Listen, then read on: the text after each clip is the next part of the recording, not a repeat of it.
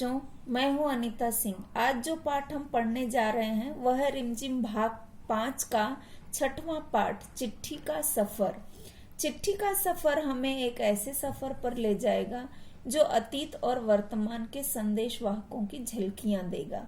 संदेश पहुंचाने की जरूरत इंसानों को हमेशा से रही है। आज डाक का क्षेत्र बेहद फैला हुआ है। समय के साथ इसमें टेक्नोलॉजी का उपयोग भी होने लगा है। 10-20 साल पहले तक तो संदेश पहुंचाने में कई दिन लग जाते थे और आज पलक झपकते ही हम अपनी बात सैकड़ों मील दूर तक पहुंचा सकते हैं। अपनी बात किसी तक पहुंचाने का तरीका समय के साथ साथ बदलता रहा है। बच्चों, अपनी 10-12 साल की जिंदगी में तुमने कुछ पत्र तो लिखे ही होंगे। वे आज अपने सही पते और समय पर किस तरह पहुंचे होंगे, यह बहुत सी बातों पर निर्भर करता है। जैसे कि चिट्ठी किस स्थान से किस स्थान पर भेजी जा रही है, संदेश पहुंचाने की कितनी जल्दी है, तुमने पूरा और ठीक पता लिखा है कि नहीं, तुमने उस पर डाक टिकट लगाया है कि नहीं आदि। अब प्रश्न यह उठते हैं कि आखिर चिट्ठी पर डाक टिकट लगाया ही क्यों जाए? पूरे और ठीक पते से क्या मतलब है? जरूरत पड़ने पर संदेश को जल्दी कैसे पहुंचाया जाए? स्थान बदलने से चिट्ठी के पहुंचने पर क्या असर पड़ता है? इनमें से कुछ सवालों के जवाब शायद तुम्हारे पास हो, खासकर तुम में से उनके पास जो डाक टिकटें इकट्ठा करने का शौक रखते हैं। नीचे 2 तरह के पत्र दिए गए हैं। पहला पत्र है जिसमें एक स्टैंप है, महात्मा गांधी जहां हूं वहां वर्धा, ऐसा लिखा है।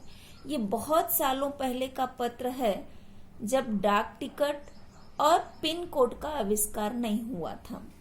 और ये एक पीला पोस्ट कार्ड है जिस पे स्टैंप भी है और पिन कोड से लेकर पूरा पता लिखा हुआ है। अब पिन कोड क्या होता है वो हम इस पेज पर देखेंगे। ये दोनों पते किस तरह से भिन्न हैं? गांधी जी को भेजे गए पत्र में पते की जगह पर लिखा है महात्मा गांधी जहां हूं वहां वर्धा, जबकि लिफाफे पर इमारत या संस्थान से लेकर शहर तक का नाम लिखा हुआ है। पते में सबसे छोटी भौगोलिक इकाई से शुरू करके बड़ी की ओर बढ़े हैं। छोटी से बड़ी भौगोलिक इकाई का मतलब यह हुआ कि घर के नंबर के बाद गली मोहल्ले का नाम, फिर गांव कस्बे शहर के जिस हिस्से में उसका नाम, फिर गांव या शहर का नाम। शहर के नाम के बाद लिखे अंक को पिन कोड कहते हैं। हर जगह को एक पिन कोड दिया गया है। यह सोचने लायक बात है कि आखिर पिन कोड की जरूरत क्या है। हमारे देश में ऐसे अनेक कस्बे, गांव, शहर हैं जिनके नाम एक जैसे हैं।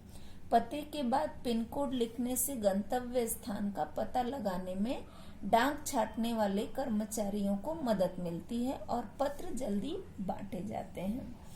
इस तरह से जैसे आपने पत्र लिखा, पिछली बार आपने पत्र लिखा, उसमें देखा होगा कि पता कैसे लिखते हैं। सबसे पहले अपना नाम, फिर गांव या शहर का नाम, फिर अपने स्टेट का, राज्य का नाम और फिर पिन कोड। अब पिन कोड क्या होता है? पिन शब्द पोस्टल इंडेक्स नंबर का छोटा रूप है।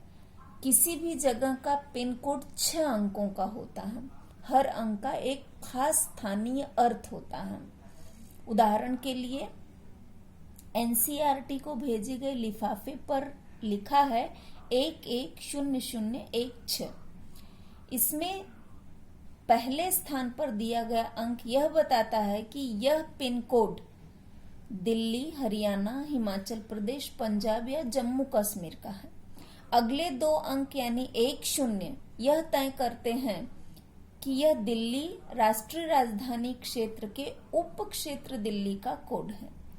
अगले 3 अंक यानी 016 दिल्ली उप क्षेत्र के ऐसे डाकघर का कोड है जहां से डाक बांटी जाती है।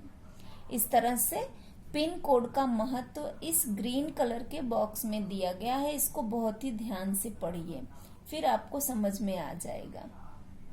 ठीक है, आज के लिए इतना ही। धन्यवाद।